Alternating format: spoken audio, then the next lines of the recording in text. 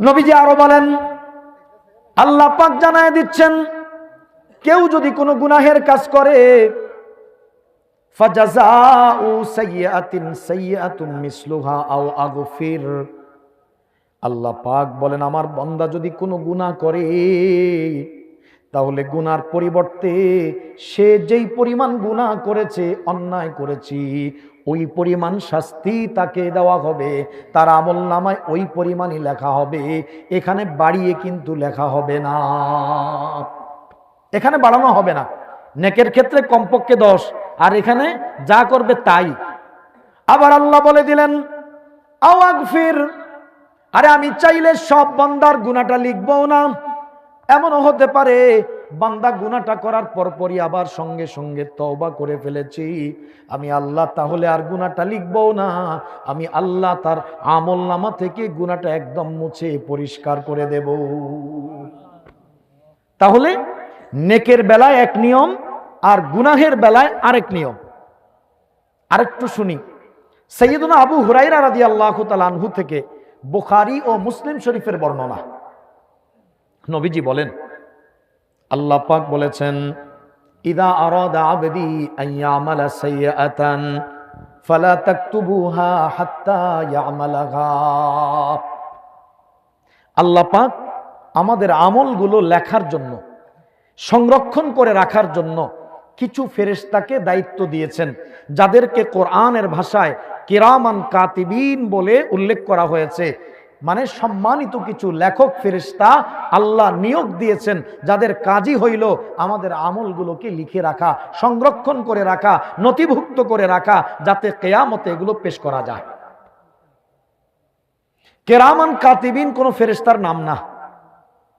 কেরাম, অনেকের ধারণা আছে, অনেক মানুষ মনে করে কেরাম একজন হয়তো ফেরেশতার নাম, আর কাতিবিন হয়তো আরেকজন ফেরেশতার নাম। আসলে বিষয়টা কিন্তু এমন নয়, বরং কেরাম কারিমুন শব্দের বহু বচন, যার অর্থ হলো সম্মানিত, আর কাতিবিন কাতেব শব্দের বহু বচন, যার অর্থ হলো লেখক। তাহলে অর্থ দাঁড়াইলো কিরামান কাতিবিন, সম্মানিত লেখক বৃন্দ, মানে আল্লাহর পক্ষ থেকে আমাদের আমলগুলো ভালো মন্দ এগুলো লিপিবদ্ধ করার জন্য, রেজিস্টারভুক্ত করার জন্য, সংরক্ষণ করার জন্য কিছু ফেরেশতাকে দায়িত্ব দেওয়া আছে। আল্লাহর ভাষায় তারা সম্মানিত লেখক, সেই হিসাবে তাদেরকে সম্মানিত লেখক বলে উল্লেখ করা হয়েছে, ফেরেশতার কোনো নাম এখানে উল্লেখ করা হয় না। তো ফেরেশতাকে যে দায়িত্ব দেওয়া হইল আমলনামা যে লিখবে, কিভাবে লিখবে? আচ্ছা, ফেরেশতা নিজের ইচ্ছা মতো লিখলে হবে নাকি আল্লাহর ইচ্ছা মতো লিখতে হবে? কি বলেন? আপনি যেই প্রতিষ্ঠানে চাকরি করবেন আপনার মন মতো কাজ করলে হবে, না মালিকের ইচ্ছা মতো কাজ করতে হবে? তো ফেরেশতা যে দায়িত্ব পাইলো, চাকরিটা যে দিল, তার কাজটা তো মালিকের ইচ্ছা মতো করতে হবে। তো মালিকের নিয়ম কি? মালিক বলে দিচ্ছেন, 1 নম্বর ধারা, 1 নম্বর নিয়ম, ইদা আরাদা আবদি আন ইয়ামালা সাইয়্যাতান, আল্লাহ ওই ফেরেশতাকে বলে দিচ্ছেন, ও ফেরেশতা, আমার কোন বান্দা বান্দি যদি কোনো গুনাহের ইচ্ছা করে, গুনাহ করার চিন্তা করি, কিন্তু এখনো পর্যন্ত আমার সেই বান্দা বান্দি গুনাহটা করে নাই, শুধুমাত্র নিয়ত করেছে, এখনো বাস্তবায়ন করে নাই, আল্লাহ পাক ওই ফেরেশতাকে বলে দেয়, ফালা তাকতুবুহা হাত্তা ইয়ামালাহা, ও ফেরেশতা, যতক্ষণ পর্যন্ত আমার বান্দা ওই আমলটা না করবি, ওই গুনাহটা করে না ফেলবে, ততক্ষণ পর্যন্ত আমার বান্দার আমলনামার মধ্যে কোনো গুনাহ লিখবে না।